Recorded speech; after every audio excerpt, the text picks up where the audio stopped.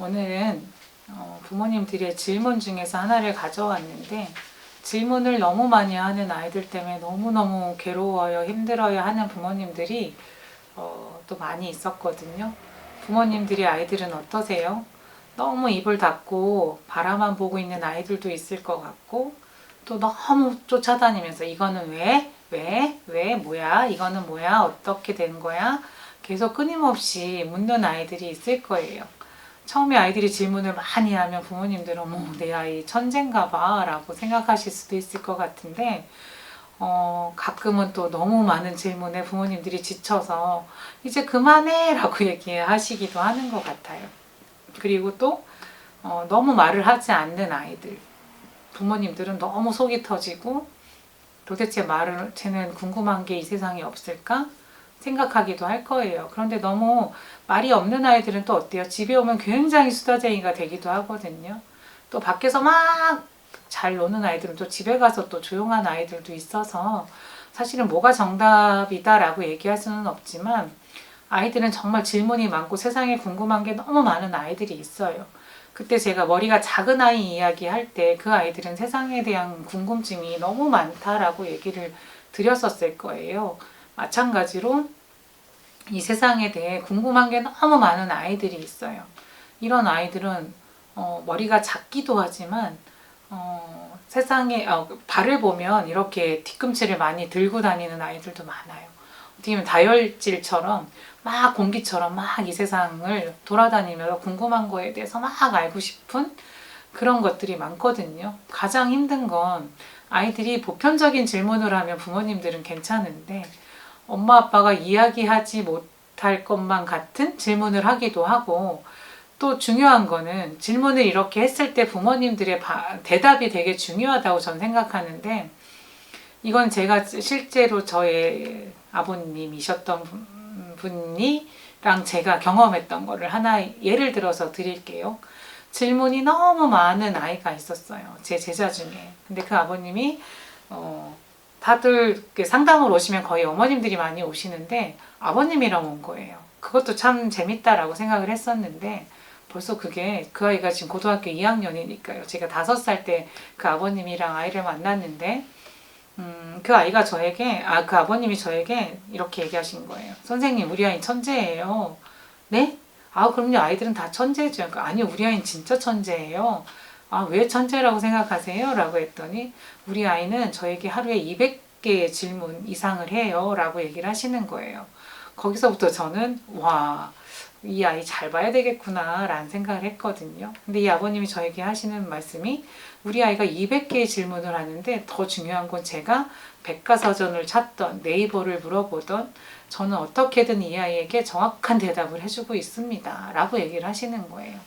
아이를 데려오지 않으셨었거든요. 처음 입학하기 전에 입학 설명, 이제 입학이 확정이 돼서 담임인 저와 이제 만나서 이야기를 하는 날이었고, 그날은 제가 아이에 대해서 오늘은 다 얘기를 해주세요 라고 한 날이었는데, 아버님이 저를 보자마자 그렇게 얘기를 하셔서, 와, 대단한걸요? 라고 처음에는 저도 그래서 아버님의 이야기를 다 들었어요.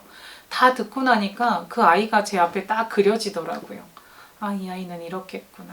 그래서 아버님, 이 아이 편식이 굉장히 심할 것 같아요. 선생님 어떻게 하셨어요?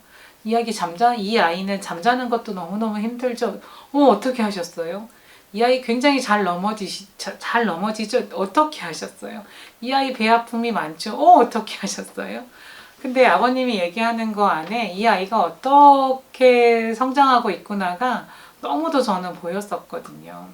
그래서 이 아버님께, 아버님 그 200개의 질문에 대해서 답을 해주시는데 힘들지 않으셨어요? 아니면 그렇게 모르는 거는 찾아서라도 대답을 하신다고 하셨는데 아이가 그걸 다 이해한다고 생각하시나요? 라고 물었더니, 아이가 이해하던 이해하지 않던 저는 정말 진지하게 다 이야기를 해주면 아이는 받아들이는 것 같고, 거기에서도 또 질문을 하면 또 자기가 대답을 해준다고 이야기를 하셨어요.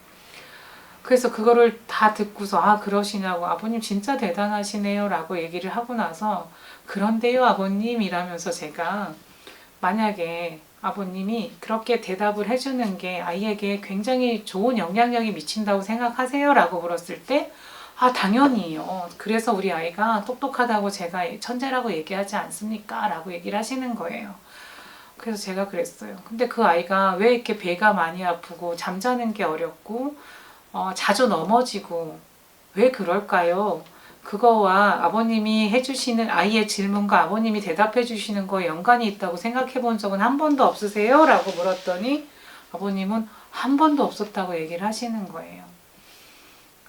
근데 어머님들은 지금 제가 이렇게 얘기하는 거에서 뭐가 잘못됐다고 어머님들은 생각하세요? 아니면 나라도 내 아이가 그렇게 질문을 하면 유튜브를 찾던 인터넷을 찾던 백과사전을 찾던 나도 그렇게 얘기해 줄 것 같은데 라고 그 아버님과 같은 생각을 하실까요? 그런데 저는 그 아이를 직접 만나보니까 이제는 멈춰야 되겠구나 라는 생각을 했어요. 이 아이가 굉장히 예민한 아이예요. 그래서 어린이집에서도 적응하는 게 굉장히 힘들었고 제 옆에 와서 이 아이는 놀지를 못하는 거예요. 왜냐하면 어린이집에 왔더니 너무너무 새로운 것들이 집에 없었던 것들이 많으니까 이건 뭐예요? 이건 왜 그래요? 이게 왜 여기 있어야 돼요? 만져봐도 돼요? 이거는 왜 2개가 있고 이건 3개가 있어요? 왜 이거는 부드럽고 이건 거칠해요? 왜 우린 지금 밖에 나가야 돼요? 왜 우린 지금 잠을 자야 돼요? 정말 이런 질문들이 그 아버님이 이야기한 것처럼 정말 하루에 200개 이상은 정말 했었겠구나. 근데 제가 아이가 그렇게 질문할 때 저는 어떻게 대답을 했을까요? 완민이는 진짜 이 세상에 궁금한 게 많구나. 너가 여기서 재밌게 놀게 되면 다 알 수 있어. 그렇지?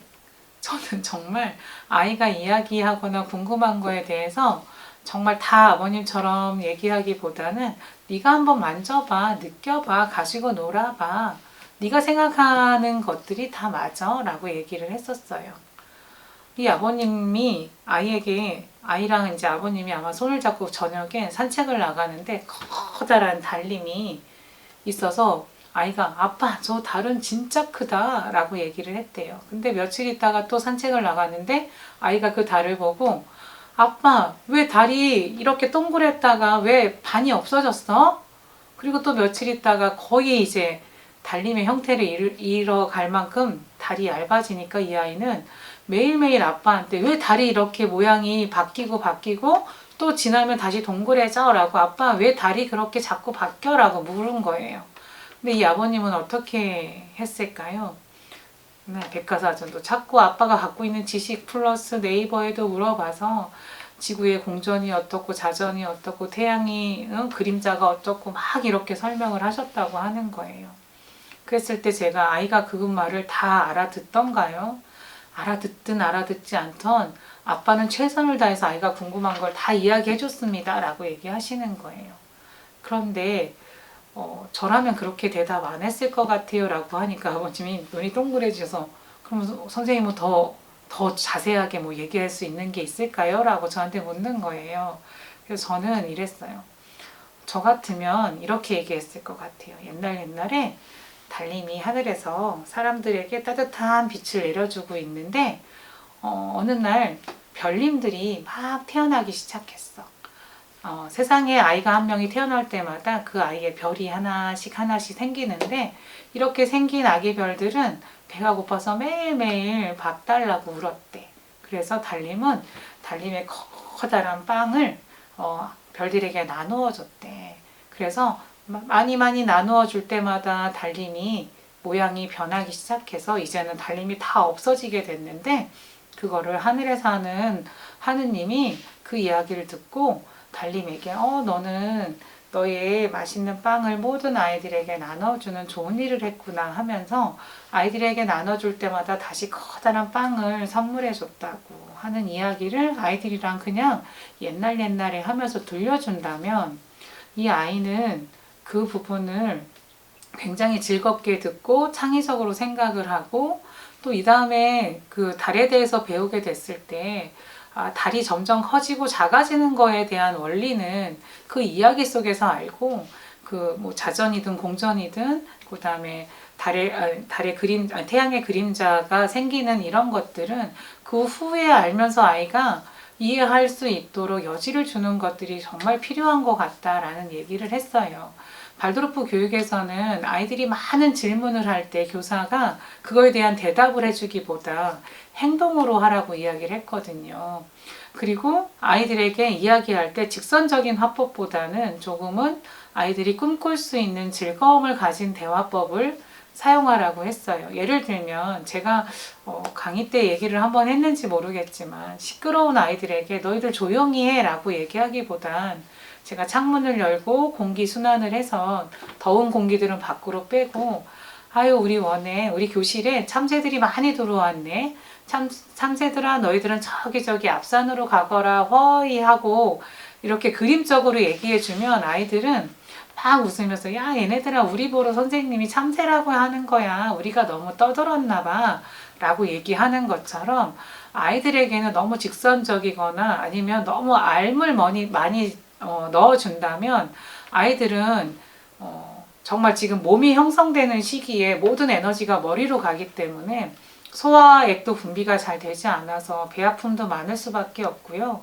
그리고 세상에 대한 알미 너무 많아서 많이 돌아다니고 그리고 아이는 궁금한 게 많아서 뭔가 그 세상에 두 발을 딱 딛기보다는 까치발을 들면서 막 다니기 때문에 또 머리가 뭐 얼굴은 작지만 이 뇌 안에 있는 것들은 머리로 계속 가기 때문에 그 무거움 때문에 아이들이 자꾸 넘어지는 부분도 생기는 거거든요. 그래서 이런 부분들을 아버님께 제가 잘 설명해 드렸더니 아버님이 정말 이 어린이집을 보내면서 아차 내가 정말 많은 것들을 놓치고 있었구나. 그리고 부모 교육도 아버님이 한 번도 빠지지 않고 나오셔서 듣고 그 아이가 지금 고등학교 2학년인데 예전에 그렇게 막 질문이 많았던 아이가 지금 너무 과묵해지고 물론 사춘기여서 그런 것도 있겠지만 이 어머님은 아이가 너무 아빠랑 그렇게 깨어짐 그런 것들이 너무 이제 많아지니까 어머님이 선택한 거는 아이와 함께 캠핑을 일주일마다 매일 가서 텐트를 치게 하고 무엇인가 거기서 뭐 나무를 가져와서 불을 때우게 하고 이것을 10년 정도 하셨다고 해요. 초등학교 3학년부터 하셨다고 하니까. 그러니까 이 아이가 이제는 세상을 바라보는 거에 있어서 직선적이거나 뭔가 알에 대한 부분도 바로 알아보기보다는 그래 세상은 자연은 이런 거지 그 세상을 알아가는 게 지식적인 것만이 아닌 것들이 세상에는 많이 있구나라는 걸 알게 되었어요. 그래서 얼마 전에 그 새 삼총사가 놀러 왔었는데 그 아이가 얼마나 잘 자랐는지 보면서 제가 그 교육의 힘은 굉장히 대단하구나라는 걸 느꼈거든요. 걔가 5살 때는 몸도 다 완성되지 않고 세상에 대한 게임이 너무 많아서 아이들이랑 놀 때마다 그 아이는 너 그것도 모르냐? 너 왜 그 돌멩이를 갖고 빵이라고 해? 막 이런 것들을 막 얘기했던 아이라면 지금 고등학교 2학년인 그 아이가 이렇게 달라졌더라고요. 그래서 저는 질문이 많은 아이들을 어머님들이 처음에는 즐겁게 아니면 정말 끝까지 즐겁게 뭔가 재밌게 대답을 해주시는 건 오케이지만 아이가 그렇게 질문을 많이 한다고 해서 정확한 그 대답을 해주기보다는 좀 꿈꾸는 듯한 그리고 뭔가 생각할 수 있거나 창의적인 어떤 그런 대답들이 아이들에겐 더 많은 이 다음에 커서 많은 것들을 배우고 알고 싶어하는 것들을 더 많이 내포하게 된다라는 생각이 들고요. 질문이 많은 아이들에 대해서 부모님들이 굉장히 힘들어하는데 거기에 대해서 어머님들이 다 대답을 해주려고 하니까 힘들지만 우리가 어떻게 박사도 아닌데 뭐 척척 박사도 아닌데 어떻게 그걸 다 대답해 줄 수 있겠어요. 아는 것들은 좀 단순하게 대답을 해주시지만 모르는 거에 있어서는 엄마가 내일 뭐 백과사전을 찾아서 알려줄 게가 아니라 엄마도 이건 잘 모르겠네. 엄마가 나중에 알게 되면 너에게 얘기해 줄게 라고 해서 언제 얘기해 줄지 모르지만 큰 기약을 좀 주시는 것도 좋고요. 아이들이 궁금해하는 것을 바로 얘기해 주기보다는 질문이 많은 아이들이 너는 왜 그렇게 생각하는지 너도 한번 생각해 볼래? 라고 조금 기회를 주시거나 한번 네가 알아봐 라고 해서 아이가 그 궁금한 것들을 좀 깨보기도 하고 만져보기도 하고 눌러보기도 하고 이런 기회들을 좀 주신다면 참 좋겠다. 제가 늘 얘기하는 것 중에 하나가 아빠 어디가 라는 그 TV 프로그램을 했을 때 어떤 아나운서의 아들이 처음 그 아빠 어디가에 왔었을 때 다른 아이들보다는 좀 큰 아이였거든요. 근데 다른 아이들은 시골집에 가서 문을 열고 화장실을 보고 뭐 이런 거에 뭐 방이 조금 우리 집하고 다르고 막 지저분하고 이런 거에 대해서 거부감 없이 와 아빠 좋다라고 그런 집들을 막 아무 서스름 없이 들어갔다고 한다면, 그 아나운서의 아이는 아빠 난 여기 더러워서 들어가기 싫어, 나 집에 가고 싶어, 엄마가 보고 싶어 하고 계속 울면서 아빠 옆에 붙어 있었거든요. 근데 그 아이가 그 울면서도 내려놓지 못하고 들고 있었던 한 가지가 있었어요. 그게 뭐냐면 바로 책이었었거든요. 근데 그 아이 연령에 맞지 않은 굉장히 어려운 책들을 아이가 들고 있더라고요. 이 아이는 세상에 아이들이랑 그리고 같이 이제 연못 냇가에 가서 노는데, 얘는 계속 그 가까이 못 가고 야 빠지면 어떡해, 뒤로 와, 물러나야 돼, 뭐 불을 때우는 모닥불을 태워놓으면 불 무서운 거야, 뒤로 가, 계속 얘는 계속 이렇게 얘기를 하고 있었어요. 이 아이가 왜 그럴까요? 아나운서의 아이니까 굉장히 똑똑한 아이일 텐데, 이 아이가 똑똑하기 때문에 사실은 아이들에게 위험해, 뜨거워, 다칠 수 있어 라는 얘기를 했을 거예요. 그런데 이 아이는 그런 것들을 어디서 배웠을까요? 모두 책에서 배운 거예요. 부모가 계속 알려줬기 때문에 세상에 대해서 너무 많은 것을 알아서 이 아이는 세상에 대한 것을 그냥 있는 그대로 받아들이기보다는 이거는 무서워서 안 돼, 위험해서 안 돼, 빠지면 안 돼, 비이면 안 돼, 넘어지면 안 돼. 얘는 세상에 대해서 무엇인가 자기가 몸으로 경험하기보다 글로서 경험하거나 말로서 이해를 했기 때문에 덥석 그 안에 들어가지 못했어요. 그런데 이 아이가 그 아빠 어디가라는 곳에 계속 출연하면서 아이가 변화하는 것을 보고 정말 다행이다라는 생각을 했었거든요. 그 아이가 자연에 대해서 흙을 만져보고, 처음엔 흙도 만지는 걸 싫어했어요. 손 더러워진다고. 그리고 뭐가 묻었을 때 막 울었었던 아이가 점점 그런 것에서 괜찮아 하고 손을 털고 자신감 있게 무엇인가 손을 잡고 그 징검다리를 건너고, 이런 것들을 보면서 저는 자연에서 주는 것들, 그리고 아이들이 경험해서 얻는 것들이 훨씬 더 많다라는 걸, 아이들이 말이나 어른들의 말이나 글에서 배우지 않고 경험에서 배울 수 있는 기회를 많이 주셨으면 좋겠다라는 걸로 질문이 많은 아이에 대한 답변을 마치려고 합니다. 부모님들이 꼭 한 번쯤은 정말 아빠 어디가 보시면서 내가 그 아이에게도 이렇게 해준 건 아닌가, 또 그 아이가 변하는 것도 한번 보시면 좋겠다라는 생각을 합니다. 네, 감사합니다.